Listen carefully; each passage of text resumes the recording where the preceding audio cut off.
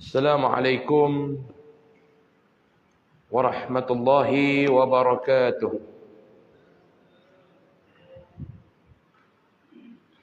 Bismillahirrahmanirrahim. Alhamdulillahi rabbil alamin. Wa bihi nasta'in ala umuri dunya waddin. Subhanaka la ilma lana illa ma 'allamtana. إنك أنت العليم الحكيم ولا حول ولا قوة إلا بالله العلي العظيم ولا حول ولا قوة إلا بالله العلي العظيم ولا حول ولا قوة إلا بالله العلي العظيم أما بعد قال الله سبحانه وتعالى في كتابه الكريم أعوذ بالله من الشيطان الرجيم بسم الله الرحمن الرحيم ومن أحسن قولا ممن دعا إلى الله وعمل صالحا وقال إنني من المسلمين صدق الله العظيم بسم الله ما شاء الله لا يسوق الخير إلا الله بسم الله ما شاء الله لا يسرف السوء إلا الله بسم الله ما شاء الله ما كان من نعمة فمن الله بسم الله ما شاء الله لا حول ولا قوة إلا بالله العلي العظيم ولا حول ولا قوة إلا بالله العلي العظيم ولا حول ولا قوة إلا بالله العلي العظيم أما بعد. Muslimin dan muslimat yang dirahmati lagi dikasihi oleh Allah Subhanahu wa taala. Alhamdulillah pada malam ini dapat sama-sama kita bersua dan kita bertemu di dalam majlis ilmu kita ini. Mudah-mudahan keberadaan kita pada malam ini mendapat rahmat, keberkatan, maghfirah, keampunan daripada Allah Subhanahu wa taala insya-Allah. Amin. Ya Rabbal Alamin.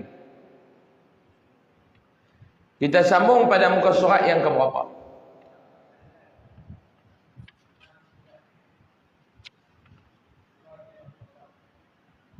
Ya?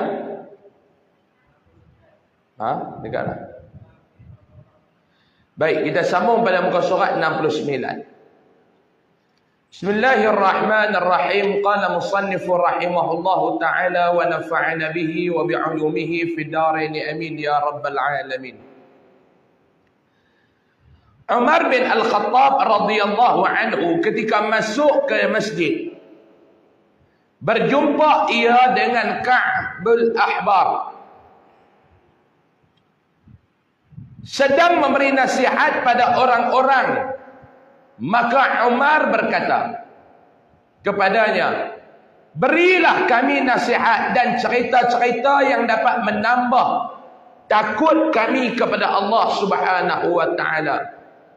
Maka Ka'bul Ahbar berkata, sesungguhnya ada malaikat-malaikat yang dijadikan oleh Allah taala berdiri tegak, tidak pernah membongkokkan punggung mereka, dan yang lain tetap sujud, tidak pernah mengangkat kepalanya sehingga ditiupkan sangkakala.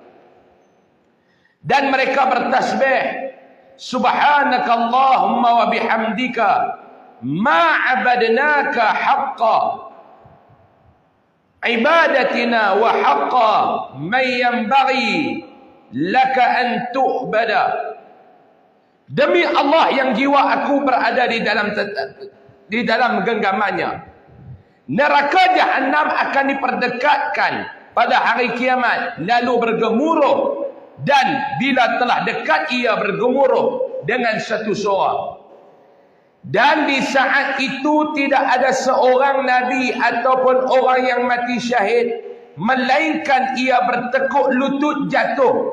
Maka tiap nabi mati syahid atau siddiq hanya berdoa, ya Allah, saya tidak minta kecuali keselamatan diriku. Sehingga Nabi Ibrahim lupa pada Ismail dan Ishak sambil berkata, ya Tuhanku, aku Khalilullah Ibrahim. Dan pada saat itu, andaikan engkau, hai putra Khattab, mempunyai amal seperti amal 70 Nabi, nescaya engkau mengira bahawa dirimu tidak akan selamat. Maka menangislah semua yang hadir. Umar kelihatan melihat keadaan itu. Lalu Umar berkata, hai Ka'ab, berikan kepada kami kabar yang menggembirakan. Maka berkata Ka'ab, sesungguhnya bagi Allah Ta'ala ada 313 syariat. Tidak ada seorang yang menghadap kepada Allah dengan satu cara itu asal disertai dengan kalimat La ilaha illallah, melainkan kamu tahu besarnya rahmat Allah, kamu malas beramal. Hai saudara, bersiap-siaplah menghadapi hari itu dengan amal yang saleh dan menjauhi maksiat, sebab tidak lama engkau akan menghadap hari kiamat dan menyesal terhadap masa hidupmu dan berbuang sia-sia. Ketahuilah bahawa bila engkau mati, bererti telah tiba hari kiamatmu, sebagaimana telah berkata Al-Mughirah bin Syu'bah, kamu menantikan hari kiamat padahal kiamatmu ialah saat kematianmu. Faham tuan-tuan? Ketika mana Sayyidina Umar Al-Khattab satu hari dia masuk dalam masjid, dia berjumpa dengan Ka'ab Al-Ahbar. Duduk bagi nasihat kepada jemaah yang duk ada. Lalu Sayyidina Umar ni tuan-tuan, dia duduk, dia kata dekat Ka'ab, dia kata Ka'ab, bagilah dekat kami ni satu nasihat. Sayyidina Umar dengan Ka'ab ni agak-agak tuan-tuan, yang mana lebih besar? Agak-agak maklum Sayyidina Umar dengan Ka'ab ni mana lebih besar? Dia kata mana nak kenal, tak tahu. Di antara Ka'ab dengan Nabi, dengan Sayyidina Umar ni, bagi tuan-tuan yang mana lebih besar agak-agak? Sayyidina Umar. Dia ni termasuk dalam Amirul Mukminin. Besar. Ka'ab tak termasuk sebagai Amirul Mukminin. Tapi walaupun dia besar lagu tu, yang kata Ka'ab, yang kata Sayyidina Umar ni, dia sanggup meminta dan nak menerima nasihat daripada orang yang leceh pada dia. Istilah kita lagu tu lah.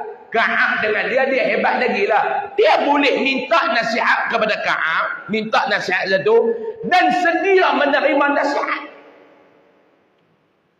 Ni satu perangai yang kena buat. Jangan duk rasa bongkak, jangan duk rasa ego, jangan duk rasa besar dengan diri kita ni, sehingga kita tidak mau mendengar nasihat daripada orang. Tak boleh. Tak boleh.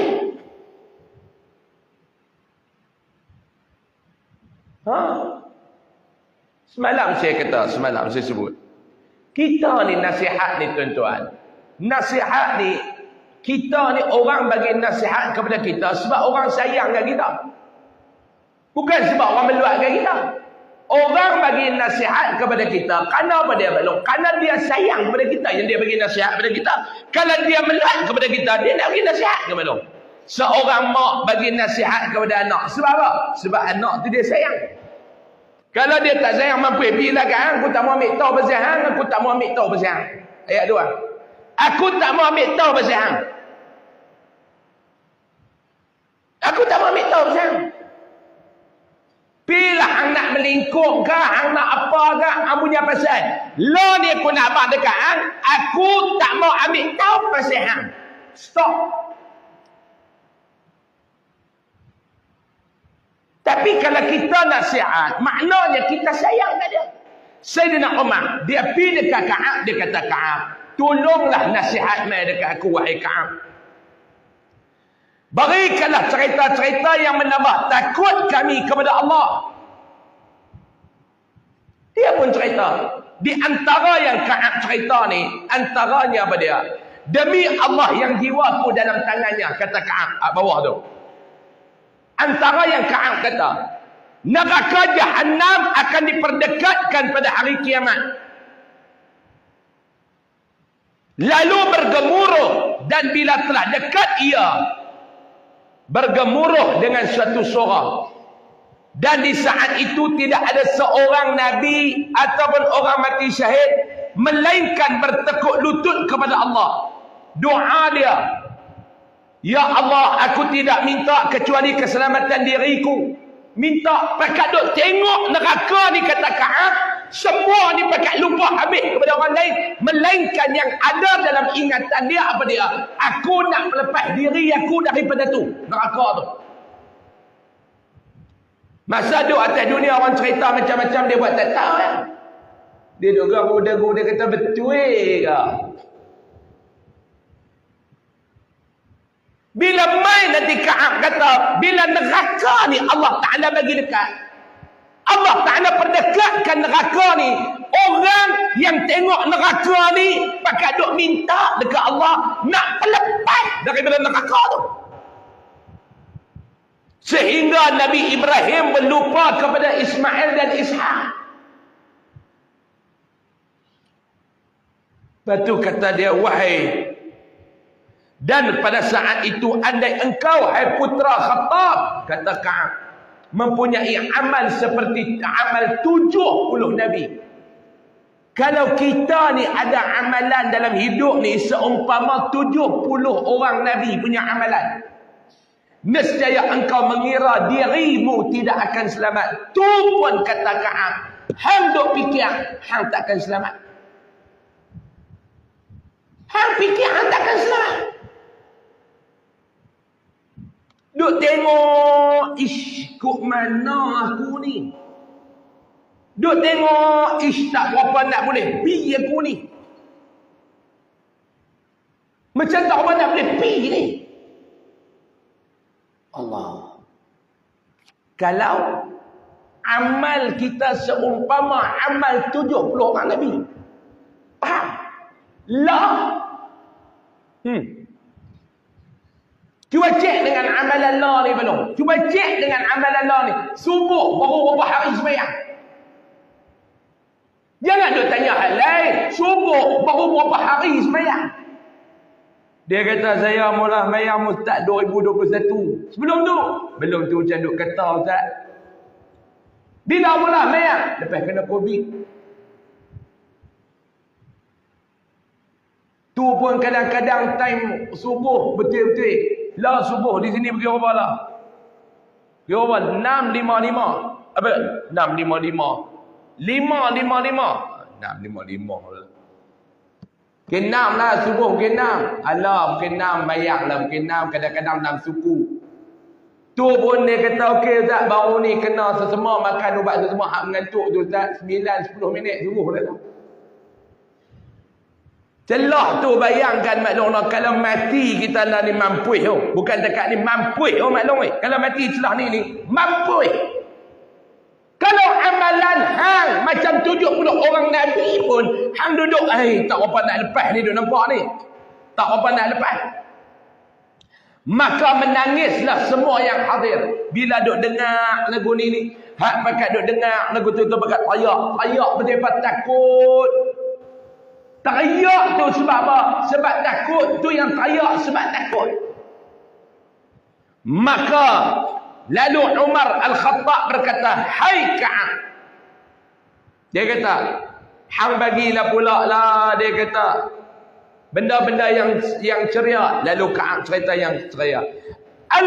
Al-Qamah bin Qais ketika hadir jenazah. Lalu ia berdiri di atas kubur dan berkata, dia kata apa? Adapun hamba ini, maka telah tiba kiamatnya. Kiamat kecil dengan kiamat besar. Kan ulama' duk abang dah ada dua jenis kiamat. Kiamat besar, hari kiamat. Kiamat kecil, kematian. Bila dia boleh main? Bila? Tak perlu tunggu sakit. Tak perlu tunggu tua. Apatah lagi yang tua, lagilah kena beringat. Yang tua, lagi kena beringat.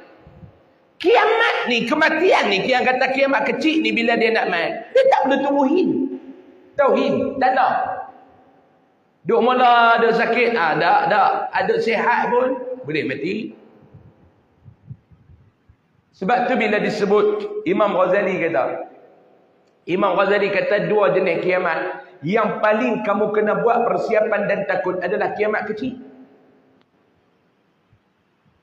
Sebab tu kadang-kadang kita ni duk cerita tanda akhir zaman, duk panggil ustaz main ceramah ustaz, mainlah cerita ustaz no peristiwa akhir zaman, tanda akhir zaman. Oh duk cerita, habis cerita kena nasi goreng seorang sepinggan balik tak ada perubahan. Guna. Dengar ceramah gang sejam setengah, habis dengar ceramah kena seorang segelas teh tarik, nasi lemak seorang sepinggan. Keluar masjid, cucuk rokok korang batang. Start motor, duduk di rumah, kelas tengok TikTok kan, lena. Tak mana amalan kita yang kita nak buat persiapan. Tapi yang paling kita kena takuti lagi, kata Imam Al-Ghazali, apa dia? Adalah kiamat kecil yang anytime boleh main. Kiamat kecil, anytime boleh main. Dah cuba tanya diri kita, saya tanya pada maklum. Bersiap sedia ke dah untuk mati? Sebenarnya hidup kita ni ada persiapan untuk mati ke tak lagi? Maklum dah buat persiapan untuk mati maklum? Tanya diri betul-betul, ada tak buat persiapan untuk mati? Ada, lagu-tu lah ustaz. Awak mati dia nak main lagu-tu lah. Saya duk sebut banyak tempat dah, kita ni bila tua, bukan kita lah, tuan-tuan lah, saya muda ni. Sebut lagu tu pun boleh jatuh saham tau. Kita ni bila tua. Tuan-tuan bila tua. Saya muda hari. Maklum Pak Long ni bila tua. Semua ni kuih korang mereka dah. Makan. Bila main umur kuih tua. Kuih banyak ke kuih korang makan? Maklum? Long? Bila tua ni maklum. Makanan ni kuih tambah ke kuih makan korang? Tepung talam tak boleh makan dah maklum weh. Tengok tepung talam pun dia bersemut dah kaki tu rasa. Tak ada makan. Baru tengok tepung talam berdenyut kaki. Tu apa? Cimanik. Pi beleyak nak kencing. Semut dia ikut dah kuat belakang. Tahu kata mana? Tepung talam tak payah makan dah. No maklum no. Nasi goreng boleh makan, nasi goreng tak boleh dah tak boleh angin. Dulu lepas makan belahak lah, tengok pun belahak lah.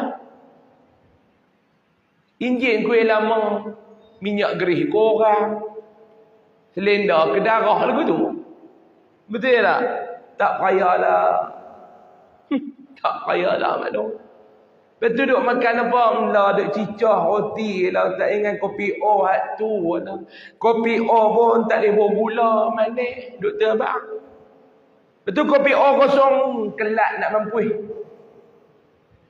Tak apalah. Maklum lah boleh juga ada cicah dengan roti. Roti menggali lah. Itu pun bukan roti tu. Hat kulit tu. Kulit roti menggali. Bisa tengok tak? Hang berutu hitam tu, hak berutu hitam macam punggok negro tu, ambil cicah dengan kopi O tak boleh gula. Makan tak boleh banyak dah. Makan korang. Kerja korang. Pergerakan korang. Duk bertambah dua benda yang maklum. Yang tiga benda yang duk bertambah. Ubat, dosa. Kalau kita tak boleh menambahkan amalan soleh kita, kacau. Sebab itu ditanya kepada Ibnu Athaillah As-Sakandari rahimahullah. Ibnu Athaillah mengatakan di antara tanda-tanda kebahagiaan seseorang, kita nak tahu sama ada diri kita ni termasuk dalam golongan yang bahagia, golongan yang derita, golongan yang celaka. Ibnu Athaillah sebut di antara tanda-tanda kita nak tahu sama ada kita ni tergolong dalam golongan yang bahagia, golongan yang celaka dan derita ni. Cuba tengok yang pertama. Yang pertama, bila tua ni, keluarga ni menyayangi diri kita. Ni tanda orang bahagia. Dia ada keluarga. Keluarga dia, keluarga besar dia, atau keluarga dia sendiri. Kuih tua, ahli keluarga kuih menyayangi.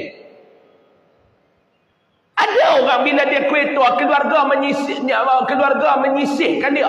Ada. Ada.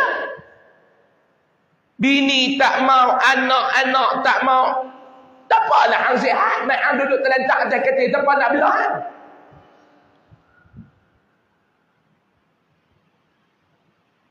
Saya nak tanya tuan-tuan, mau ke hidup lagu tu, Pak Long?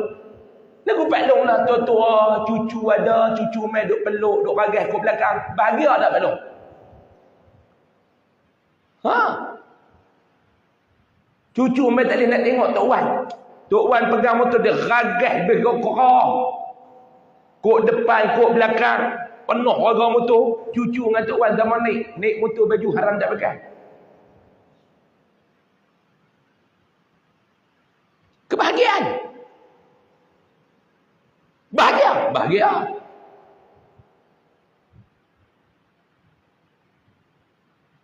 Yang kedua, Ibn Athaillah kata, seseorang yang mendapat benda ni bahagia apa dia?